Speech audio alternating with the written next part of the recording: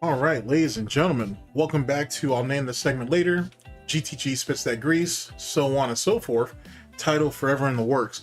Title hasn't given me away yet. We're going to be talking about someone that we haven't spoken about in a little while. It's a little while.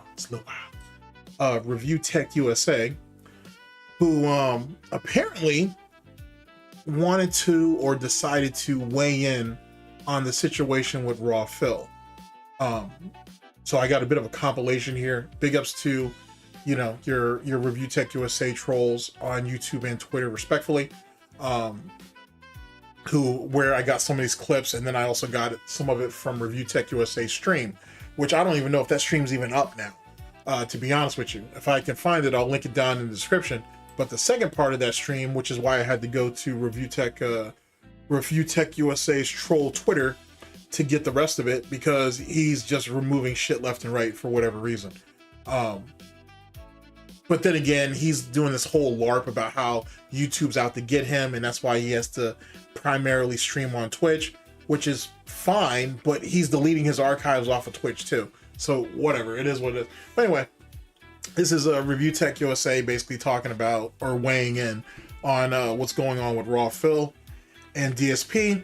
And he also says some interesting shit about trusting detractors and how detractors are snakes, so they can't be trusted, or whatever the case may be, which is really rich, no pun intended, but really rich coming out of him, or it's really rich coming out of Rich, being who he's associated with, who he's hung out with. You know what I'm saying? Like, you're literally in bed with the head of the detractors and shit, and you have been for a number of years. So were you talking about detractors at that time? Were you talking about duty when you were talking about how untrustworthy people are? Let's wait on that. Let's see what's popping. Let's see what's what. But in any case, let's go right to it. Let's see here. Where are you even at? Now I think about it. Sorry about that. I'm a professional, not a professional. Got it. Here we go. Here we go. I mean, with Raw Phil, man, let's just keep it real. It's kind of inevitable. He's like... All right, let me cut my music on this. And let me give you guys a proper title, and then let's move forward with it. Okay, this was cut by me, but I had to go to a couple different sources on Twitter to get the rest of it. But so ReviewTechUSA weighs in on DSP versus Raw Phil and false flagging. This happened sometime in July of 2026. Like I said, I can't actually bog all of it down because for whatever reason, Rich is deleting shit. So make of that what you will. But I think on the head of this this particular section here, like I said, I got the majority of this from Rich's actual stream. The first part of it anyway. The second part's gone. He deleted that shit. Ames might have it. Big up to Ames. But Rich doesn't have it on any of his channels. And I had to go to Snort Hogan, and I had to go to someone else on Twitter to get this. But like I said, you'll see it in a minute. I'll have it up there. Yeah, there we go. Because I had to actually edit this myself this time, which was actually kind of fun, to be honest with you. I didn't screw it up as bad as I thought it would. I didn't screw it up as bad as I thought it would. But yeah, big ups to Snort Hogan and Richard Burnell on Twitter. All right, here we go. I mean, with Raw Phil, man, let's just keep it real. It's kind of inevitable. He's lucky. I mean, here's the... I tried very hard to clip out a lot of excess bullshit because it's so much nothing. It's just so, there's a whole lot of nothing. I don't know how some of these guys can clip Rich and whatnot, like Review Clips USA and all those guys like that, man. Big ups to them and shit. I don't know how you guys do all that shit. There's just so much nothing to kind of have to sift through to get shit. But big ups to all of the ReviewTechUSA trolls though, for real. I very much appreciate that shit. And I got more stuff from ReviewTechUSA coming down the pipeline. So I haven't retired my jersey yet. You know what I'm saying? I haven't retired my jersey yet. I've got some stuff in the works. Reality of it, and I'm sure they're going to get butthurt that Phil should have, if it was Phil, and I don't think it was, or maybe it was, who knows. I mean, is he wrong? It was called Raw Phil for a reason. Okay, so are you going to explain how people were justified and being confused between DSP Gaming and Raw Phil. DSP doesn't even have it. I mean, the only channel that DSP has that has Phil in it is Dark Side Phil, and that's a dead ass channel that you could find it still, but it's a dead ass channel that's long gone. So how are you mistaking DSP Gaming and Raw Phil? I want you to really think about that. Not everybody has to be a mongoloid here, Rich. Let's try to work this out. Let's try to work our way through it. I know you got ADHD and shit and whatever, but trust me, I'll slow it down for you if you need me to. But let's be honest. Not to say that everybody who has ADHD can't figure out basic shit. Just lol cow monkeys can't do it. So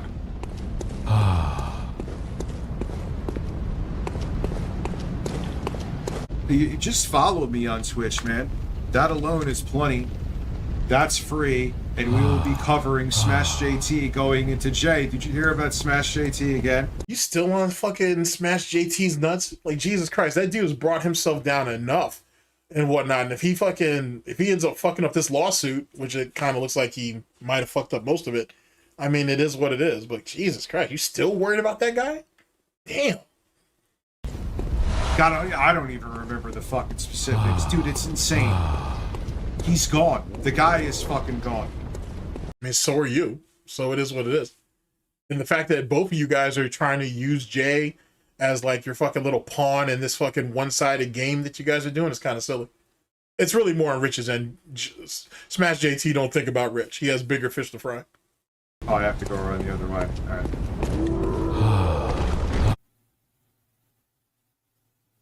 Yeah, I heard about Raw Phil being terminated. I heard about it. Listen, the reality with Raw Phil is that they're lucky that they got away with it as long as they did. It is what it is. I don't care. I don't agree with that at all, to be honest with you. I don't agree at all. And the thing is, if Rich didn't have all them problems with fucking detractors, trolls, haters, and critics, he wouldn't even be saying that. He would be saying something along the lines, he's not really hurting you, such and such. These people keep you relevant. If he was on the other side of his situation, those are the things that he'd be saying. But since he's not, he wants it one way, but it's the other way. He's got to sit there and side with DSP because he don't have no choice. I mean, but yet again, they're both loyal cows, and so if they got to stick together, they got to stick together. They can walk hand in hand to hell for all I care. They can go, it ain't my problem, that's Phil. But you're literally mirroring someone else's content. That's it.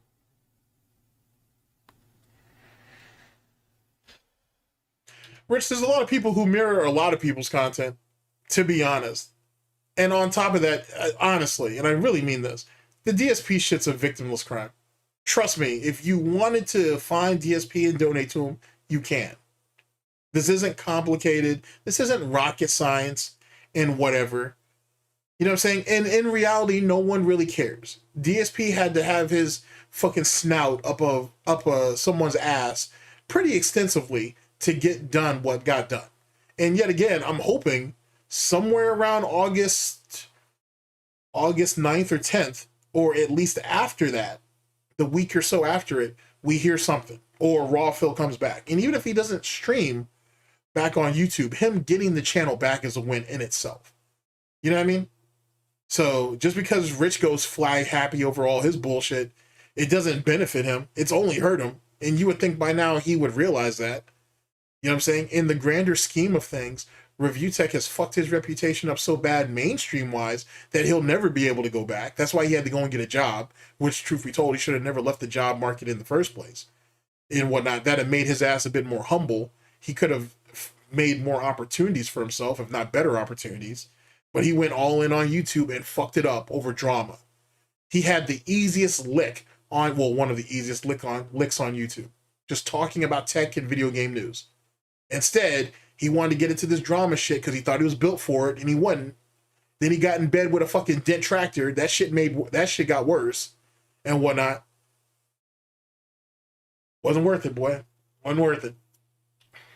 That's it, you know? Logical. You know, the thing is, too, with these, they're like, oh my God, I got flagged.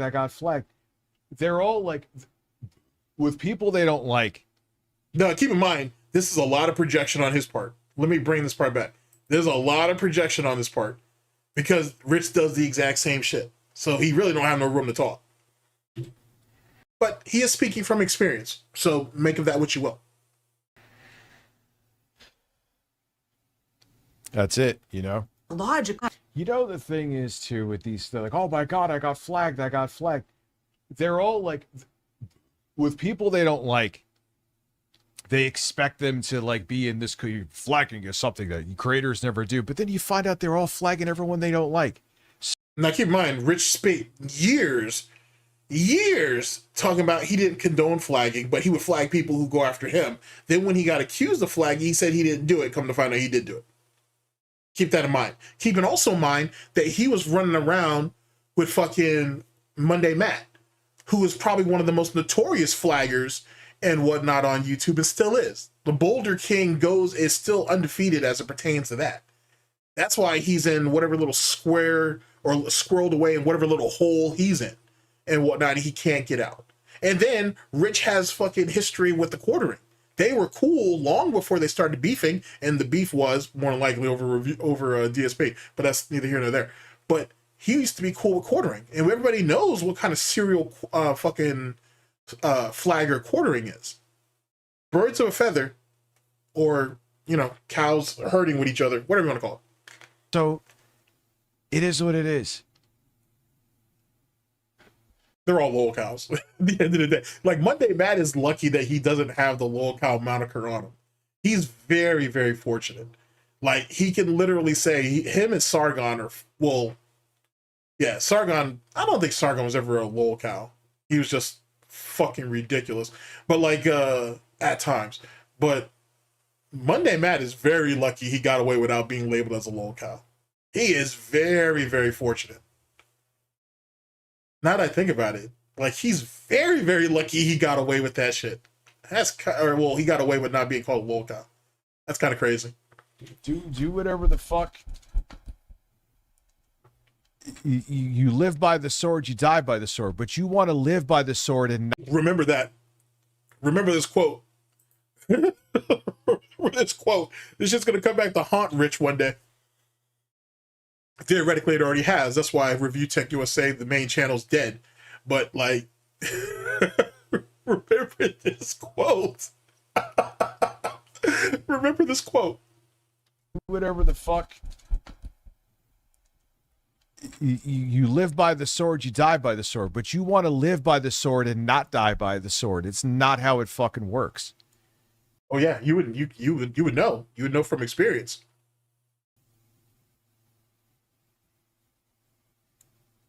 Oh God. I banned Raw Phil. Phil? I still feel raw.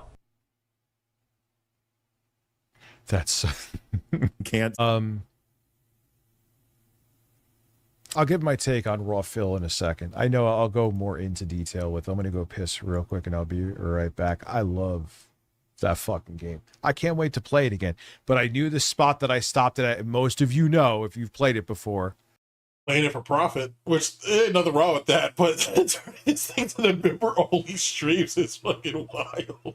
Oh my God. And the funny thing is Rich, and this has always been the thing about Rich too, he has adopted a lot of DSP's begging tactics. He just did it in a different type of way. Or he tried to make it seem like it was way more front-facing, so you couldn't accuse him of doing what DSP was doing.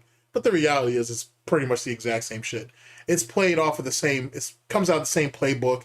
It's just the play is run a little bit differently. Same thing with Keemstar and the LCU. Same concept. DSP was the genesis of that shit. And they just ran it, they just ran the fucking scripture a little bit differently. That's all. Still the same shit. It would, for me to go 3 more minutes or 7 more minutes, it would have been no. So I'm not exaggerating. I have problems and tech issues sometimes on both sides. And imagine that too. You need 75 members / Twitch subs to go from 12:30 to 2:30.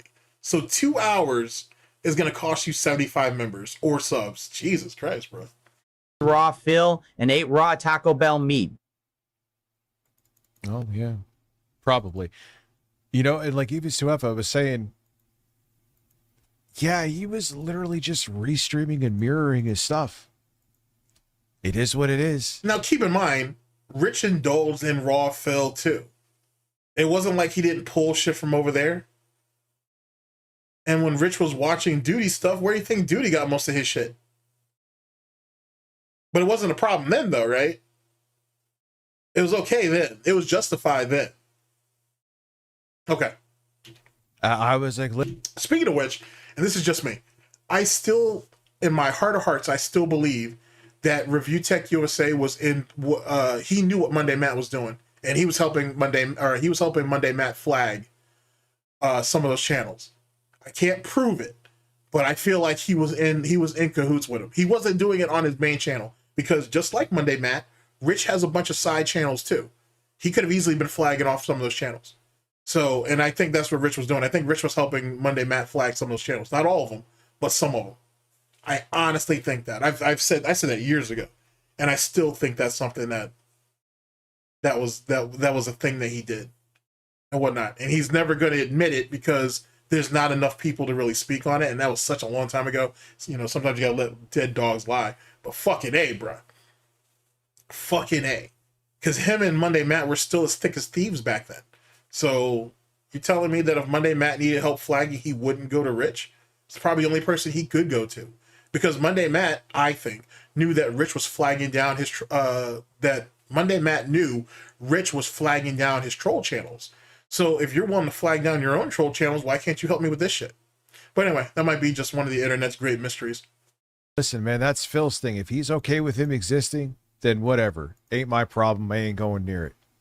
That's funny because Rich said for years that he wasn't bothered by any of his trolls. They can have their opinions about him, whatever. Behind the scenes, he's flagging all of them multiple times. But, you know, it's like you're going into fucking... Now, again, we could argue, and I've actually argued this in Raw Phil's defense, and this is true. Phil ain't going to clip his own shit. Now, I am going to be doing some of that occasionally. Yeah, sure you are. Sure you are. Even though when Jay was trying to convince you to do that years ago, you didn't see no value in it. Now he wants to do it, or he's saying he wants to do it, because he thinks that'll give him further defense from the people who clips him. It's not going to work like that, but semantics. That's why. Like, there's a whole industry behind clipping. Like, you know what I'm saying? Like the big streamers and shit. Oh my God. Devin Nash did a stream. I want to say it was earlier this year, 2026, or late last year in 2025, where he talks about briefly, well, he goes into it actually. He goes into the whole, basically the industry, which is clipping and how people make their money. He doesn't tell you exactly where those discords are at, but he tells you like how some of those discords run and shit. And there's real money to be made in clipping, especially like the big Twitch streamers and shit. Like there's a whole lot of money that can be made. Silly ass money. It's become an industry in itself and whatnot. And there's like a small, I wouldn't say an application process, but there is like a thing that you kind of have to go through because you're kind of getting paid from a corporate standpoint that you have to go through to make all this happen. And then, you know, he breaks down the money and everything. If I can find it, I'll try to put it in here. If not, then it is what it is. Recently, when you've been scrolling social media, that you're being astroturfed, that like you aren't choosing the influencers and podcasters and like the brands and the topics that show up for you. You just are kind of a participant. Like the media doesn't feel as real as it used to be. Everything just feels like it's just being served to you. And a lot of times you come across something that you didn't even choose or know about to select. Like if you feel like things are not quite real anymore, this video is for you. Because if you understand this chart that we're going to go over today and all of the things I'm going to talk to you about, you're going to understand that content creation is a gamed system now. This is not clickbait. This is actually true. I'm going to go through step by step what is happening and how a person and a group of people can propel any influencer to high viewership, regardless of content quality. You can be the most uninteresting person ever, and you can still get boosted in algorithms. And it happens by tricking algorithms into featuring them. It's a guaranteed way to gain followers, and it's basically pay to win. So in this video, we're going to explain step by step how it works. We're going to go through some content that's in this system, and I will show you literally that you can promote anybody. You can promote anybody to the top in the world. It doesn't matter what their content is. What most people think about the creator economy and how it exists these days is no longer true. Algorithms are being abused at a very high level. So let's break it down. Let's go through step by step how this works. And this image here is absolutely going to be our Bible for this discussion. When we look at this, you're seeing a month-long period. So I want you to note, like, this is 1 month. This is, as of the time of this recording, this is March to April, so just a few days ago. You can see our number one guy here, Clavicular, who you may have heard of. You may have been like, this guy just exploded. I see videos of him everywhere. What's going on? I never searched for this dude. What's happening? Has generated over 2.2 billion, with a B, billion views in a single month. He has 69,000 videos. That's short form videos across TikTok, Instagram, and YouTube and X. 69,000 videos that are all about him. How is this possible? Well, he has 1,610 paid clippers that are working full time to put this stuff out on the internet. And likewise, you can see all of these other influencers who, to varying degrees, have the same thing going on. Here's Aiden Ross with 812 clippers. He has 11,000 videos that came out this month, accumulated about 714 million views. Now, this is the official clipping and kick partnership. This is them just releasing this information. This is not guessed upon data. This is like literally the platform that's doing it, showing you how this works. And we're going to break down exactly what is happening here and how these guys are tweaking the algorithm for this to work, because it's both fascinating and a little bit terrifying. All right. So the very first thing to understand about this, once you understand like that this is happening and that there's like just a ton of paid clippers that are being paid quite literally to post these clips everywhere of just various types of content. The first thing we have to understand is that you start with a central Discord server. Now, there are other ways to do these campaigns, and there are platforms like Vera, which or Duzlo. One of those has some association with Mr. Beast. They operate the same way, but as platforms. But for this video, I think the most interesting stuff that we're going to go over is actually just going to be the platforms. So you can see here, this is the largest clipping server.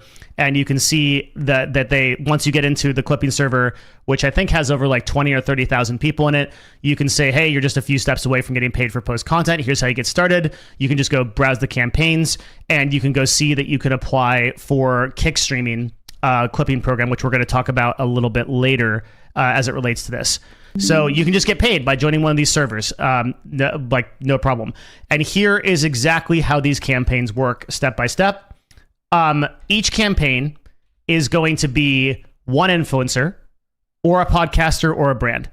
Typically, like for the purposes of this video, we're going to be talking about live streamers, but this is being done for, I sat in these Discord servers, the invite only ones, and as well as like the public ones for the past like 3 weeks before making this video. And it shocked pretty much every major podcaster or like brand that you've heard of has had a campaign in these Discord servers in the time that I was sitting in them. And we're going to go over it, but like specific clips and specific moments that they want featured as well are also featured. So like it's a totally game system. Like there's just everybody's just doing paid clips that's popular whatsoever. How this system works is as follows. We're going to go through it.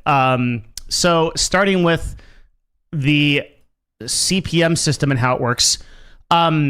Typically, when we think about platforms, these are all going to be short form mostly. So this is going to be clips of this person's like long form. So when I say long form, I mean like a podcaster makes a video that's like 2 hours, and then these paid clippers will go through, they'll select 50 to 30 second videos, 30 to 60 second video parts or like 2-minute parts that they think are interesting. And then they will post those clips on these 3 platforms. There's a little bit of this done on X. It kind of depends. Every campaign is a little bit different, but most of them I've seen focus on these 3 platforms. The way that you get paid is you have what's called a flat CPM. So a CPM is just the amount that you make for 1,000 views. And these will usually be between about 10 cents to 40 cents, but I've seen ones that are as high as about $2 to $3. So every campaign has a like payout. And you can see here, I'll pull up one. just so you can kind of see like how it looks. So this is a campaign for Caleb Hammer, and you may be seeing a lot of his clips, and this is a separate Discord server that's been created. You can see the payout for Caleb is 75 cents per 1,000 views, that there's a minimum view required for payout, and that there's a payment method. And it shows you the platforms that it wants you to post on. So you can post on TikTok, you post on Instagram, you can post on Twitter, you can post on X in this case. So there's an example of like a pretty prominent podcaster. Now either it's his agency paying for this or it's him, I don't know, right? But he's this is the system that he's running. So this is an example of like a single campaign that's being run right now. Like this is something that I pulled just a couple of days ago. Okay, so they're offering a flat CPM of 75 cents per 1,000 views. And in this case, it's going to be 75 cents. I've seen like, again, like $2, $3. Most of these are like 10 to like 50 cents or so. You'll notice on that screenshot that I linked you that there was a minimum view payout threshold. So what does that mean? That means that you can't have this campaign. You don't get paid if you don't have 100,000 views. Now, that's not per clip though. So what if we just like put the payment details over here for a second? The 100,000 views means the aggregate of you as an individual. So if you have 2 or 3 clips that get, let's say you have 3 clips that get 30,000 views each, you do not get paid. But if you have 3 clips that get 30,000 views and then 1 clip that gets 10,000, you get paid on the whole 100,000. So there's just that's what they mean by minimum payout. So most of these people are creating, for these campaigns, they're creating like 50 to 100 different clips across multiple different accounts in order to reach this payment threshold, and then they get paid based on the on the CPM that was stated. There are also bounties and bonuses. So these show up in a lot of individual clipping campaigns. And you can see here, we have a bounty for Pirate Software. Again, I don't know who sponsored this. I'm just showing you what's here. So here's Pirate Software. It says here that this is a payment of $3,000 per million views, which is a multiplier. $300 for 100,000 views, and $3,000 for 1 million views. This is an invite-only Discord server, so this is not associated with the other Discord server that I've shown. This is a secret Discord server because I think they're a little bit more careful when they're trying to promote individual clips and influencers, just from getting people to know about how this works. But you can't hide from Devin Nash. No, sir. So this is Pirate Software gives his thoughts on the recent changes to Kick. And there's requirements. Post the image below. All platforms are allowed, so they'll allow TikTok, Reels, they'll let in everything. And then there's like a command associated with it. But this is basically just a clip of like Pirate Software talking about Kick, and whoever wanted this promoted is paying for it to be promoted. So sometimes there's bounties, and sometimes you get paid quite a bit for those. Now, next, the campaigns usually have a maximum cap. So we were not seeing that in the previous ones that I'm showing you, but oftentimes the campaigns cap at like $10,000 to $20,000, at which point they shut off. And to be clear, I don't think that the servers that are doing this are scammy about this. Like you might think, oh, like they cap it at $10,000, then they don't tell anybody that everybody else that creates clips, like there's a bunch of free clips that are done. In my experience, like looking at this stuff and doing all this research and studying it, there isn't really a situation like that. Like there's a pretty clear progress bar to indicate when the cap has been reached and when you don't make money from clipping anymore. In most of these cases, I haven't really seen a lot of like black hat marketing in that direction. Just to give credit where credit's due, like my interest is in honest information. I'm not trying to make a value judgment here. There'll be plenty of that later in the video, and just for you to decide. So I didn't see that here. Most of this stuff is very well put together. I mean, by like pretty elite operators. And it seems to be pretty above board. I mean, the clippers get paid, and they get paid a base CPM, which you saw from Caleb's campaign that I listed here. And then they also get to keep the RPM, which means like the money the platform itself pays you. So you get both the CPM, which is like the 75 cents per 1,000 that gets paid out through the campaign. And then you also get to earn whatever the YouTube short or the reel actually makes off of the ad revenue just off of the platform. So this ends up being a pretty good deal for like second and third world people, which are kind of the majority of people that are participating in this system. You can end up probably getting like an RPM of like maybe like $1.50 to $2 an hour. And for like first world or Americans or people like that, you know, that's going to probably translate to about like $300 or $400 a month. Like obviously the work that you put in, you get more. But for people in less advantaged countries that are getting paid that can be very notable. And it's worth noting also that although I didn't post it in my research here, all of these payments that I saw, literally all of them are in USDT. So they're paid via cryptocurrency. You're paid out via cryptocurrency. I guess in this case, this is a PayPal payment, so it might just be a direct payment. But almost all the campaigns I saw are paid out via USDT. So that's a cryptocurrency that's tethered to the dollar. So that's notable because I think that's very favorable to third world and second world countries. Okay, so let's take a person like Clavicular that we were talking about before, and you've got the 2.2 billion views on top of 70,000 clips. Like, how expensive is this campaign to run? Like, how crazy are we talking here? Well, it's going to be about 31,700 views on average because we're just taking the 2.2 billion and we're dividing it by the 70,000. And you get paid if you aggregate 100,000 views. You don't get paid if your total clips are below that. So there will be some percentage of people that just don't get paid, but I think the majority do. But let's say that like in a situation, just to give you an idea, where even like in a crazy number where like 70% of the views are free, which I think it's probably closer to like 20% or 30%. The math on it is it would cost $666,371 a month, even at $1 CPM, just to run Clav's campaign alone, not even considering all of these other people.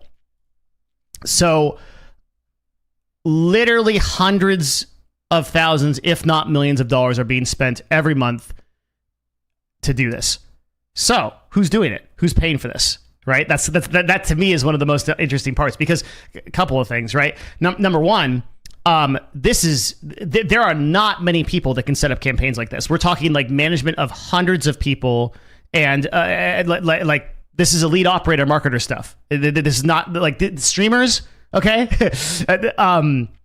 Very few of these streamers are running these campaigns themselves. There are people that are doing it. Like there are streamers that are running these campaigns themselves, like to lesser degrees. And I mean, you could also just have 3 people in your Discord do clips for you, and you could run a campaign like this yourself. But when I'm talking about these big Discord operations, these are being funded. And it's really interesting to see who is actually funding them and what is actually going on here. Because with respect to the streamers, I don't think that most streamers are really business oriented. That's just been my experience being a top talent manager for many years. I don't think that, and now I'm an agent on the brand side. I've worked with thousands of influencers. Great entertainers, mostly not the sharpest tools in the shed when it comes to business, with a few exceptions. So they're not going to run campaigns like this. Who is running these campaigns? Well, let's go back to our friend Clavicular and see what he says about it in this clip. One of the fastest come-ups in streaming. Absolutely. Why do you think you're the fastest growing creator in the world right now? I think I have a lot of strategies that are good for viral clipping engagement. I think Kick has helped push me a lot with their clipping budget. So, over 6 figures a month. So Kick, over 6 figures a month. And in that campaign have been going towards pushing me out there to new audiences, because on Kick, there's not really a lot of growth, right? There's not as many users as Twitch, so people aren't organically coming across your streams. So they kind of have to incentivize people to stream on that platform in other ways. And one of the ways I go about it is with the Kick clipping program, where there's like a $20 or $30 CPM, and that kind of incentivizes people. For the $20 and $30 CPM, he's referring to bounties, the system that we referred to before. The actual CPMs are much lower, but everything else he said is true. So that's right. The primary way that all of this is being funded is that Kick is literally paying for it. the platform. So the streaming platform Kick is quite literally paying for all of this. They are paying to the tune of actually millions of dollars a month to do this. Now you might say, why? Do they really love their streamers so much that they just want to feature their broadcasters? Well, I mean, that's like a part of it, but there's a couple more interesting things that are going on. So, I distinctly remember Devin Nash talking about that in detail, and I thought it was really fascinating. I'll try to find it. If I can find it, it'll be somewhere around here. If it's not here on the playback, I just couldn't find it. But I will look for it. I will definitely look for it. But if it doesn't pop up, it's because I couldn't find it. But it's really fascinating to see how, like, the whole industry of professional clipping, and especially at that level, you know what I'm saying? So Pokimane and QT Cinderella and fucking and Ludwig and all them, they'll talk all they nonsense. Not the Detractor Ludwig, the other Ludwig, the golden retriever and shit, for fucking Hassan Piker. They can talk all they bullshit about people clipping them out of context and this, that, and the third, but in actuality, they benefit from it. It's publicity, and they know it. They just say that bullshit, but the reality is they understand what the industry is behind that, and they understand how it's useful to them. So anyway, it's really, really fascinating. Have a big problem with it happening to me, but he's not going to do any of that. So it's not like it's money that he would be making. It's money he just stupidly leaves on the table. Yeah, let me bring that whole section back. For Rich clipping something. Now, again, we could argue, and I've actually argued this in Raw Phil's defense, and this is true. Phil ain't going to clip his own shit. Now, I am going to be doing some of that occasionally. I.e., I don't even clip my own shit. So you're going to criticize someone for something that you don't do yourself? It's a lot of lol-cow crime going on around here. That's why I have a big problem with it happening to me. Well, how do you have a big problem with it happening to you when you're too lazy to do it yourself? So you're okay with watching other people generate money and then you bitching about it, but you won't get off your fucking ass and do it yourself. And then when Jay was around and he said, hey, we need to do this. We need to start doing clips. We need to start doing shorts, this, that, and the third, which he was going to do pretty much all the work. You weren't.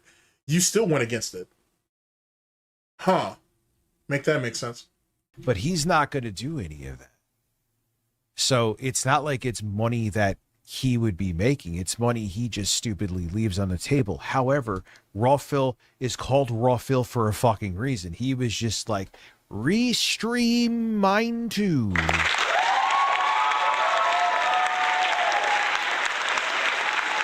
I left this in here because I want you to hear how fucking cringe that shit is.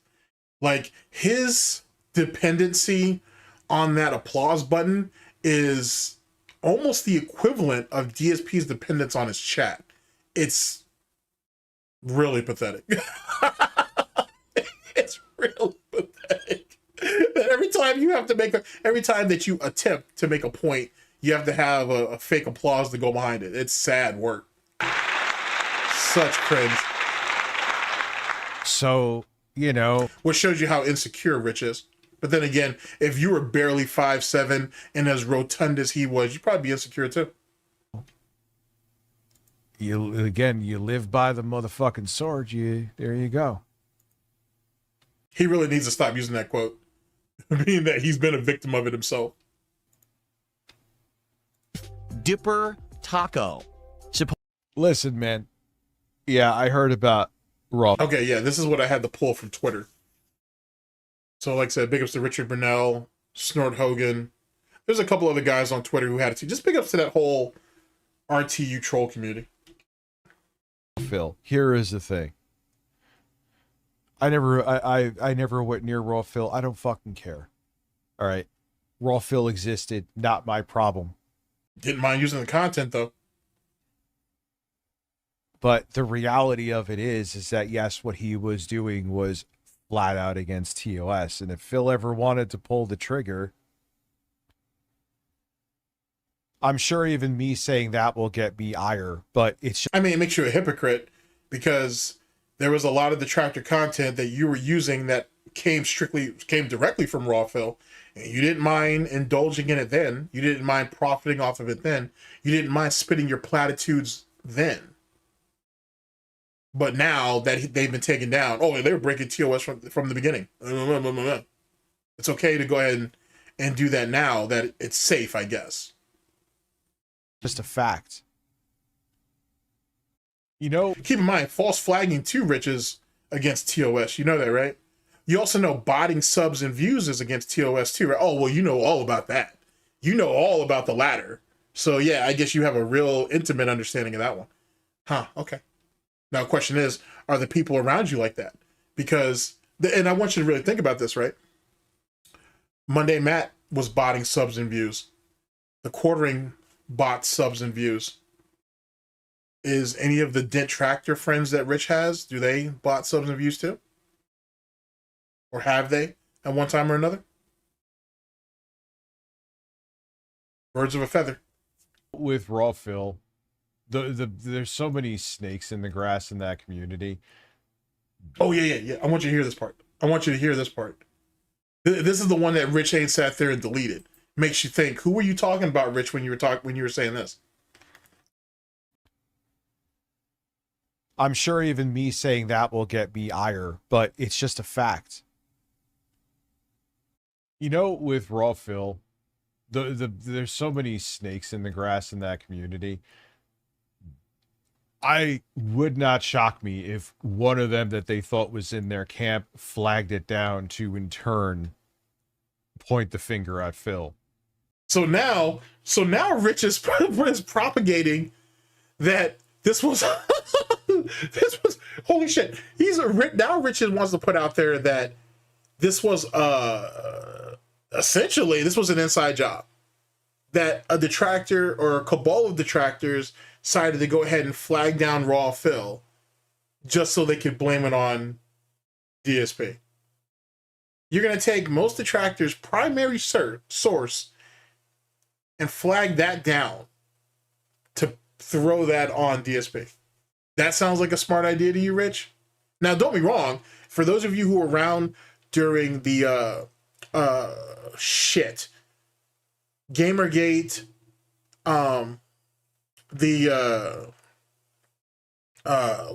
skeptics versus alt-right, what else? The UKIP situation, the YouTube part of that, I should say, and the Kilroy arc.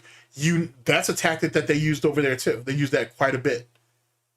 So, not to say that's not out of the realm, given that where that was, that time they were doing it, and what was at stake. But why would detractors kneecap themselves to do that shit?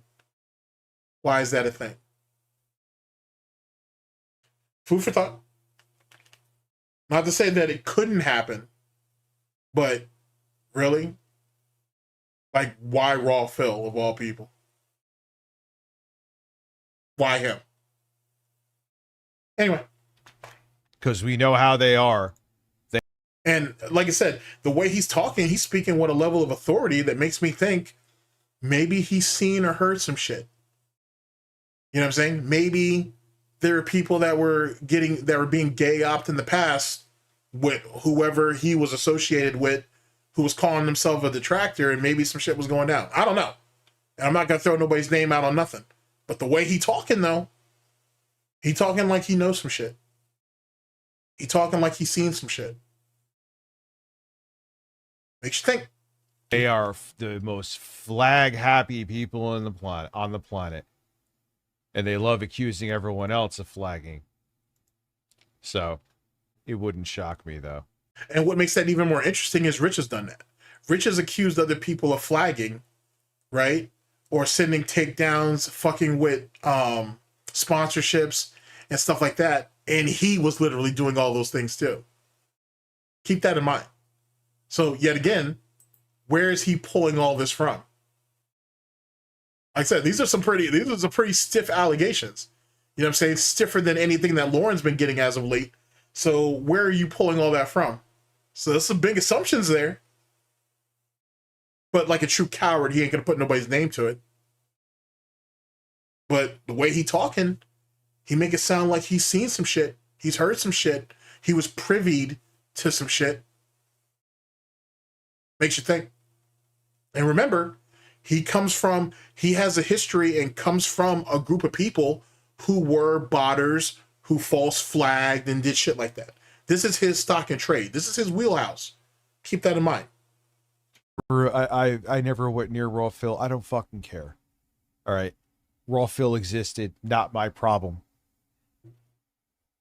But the reality of it is that yes, what he was doing was flat out against TOS. And if Phil ever wanted to pull the trigger,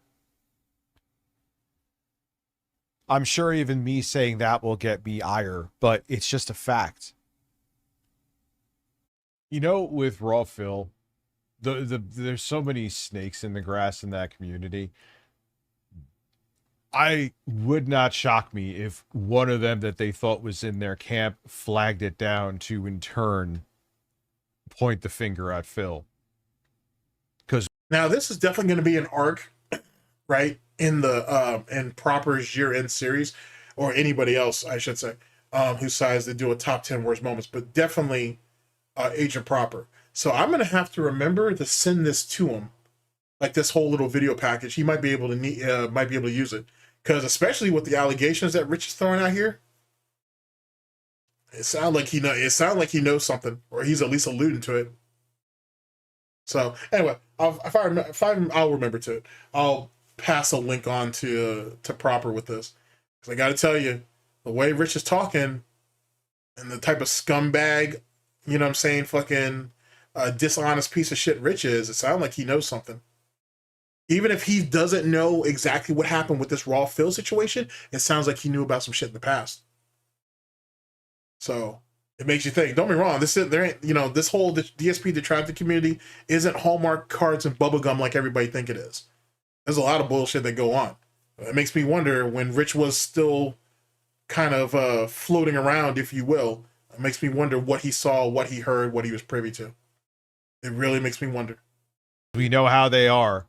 They are the most flag-happy people on the planet. And they love accusing everyone else of flagging. So, it wouldn't shock me, though.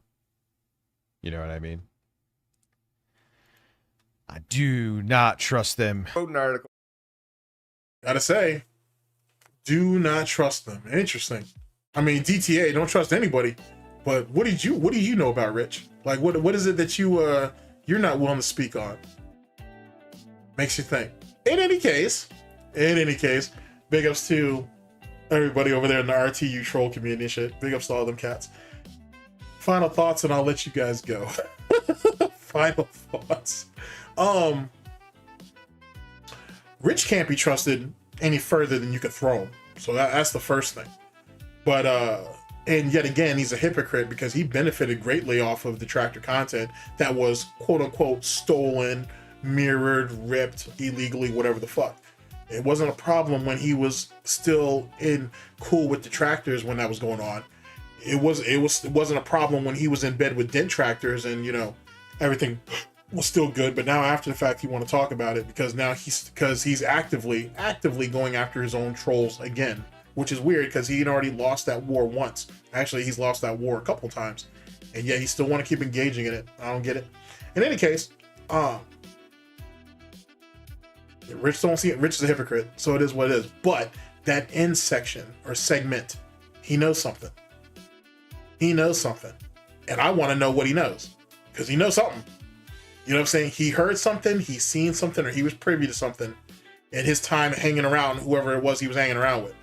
So, because those are some pretty bold claims to make.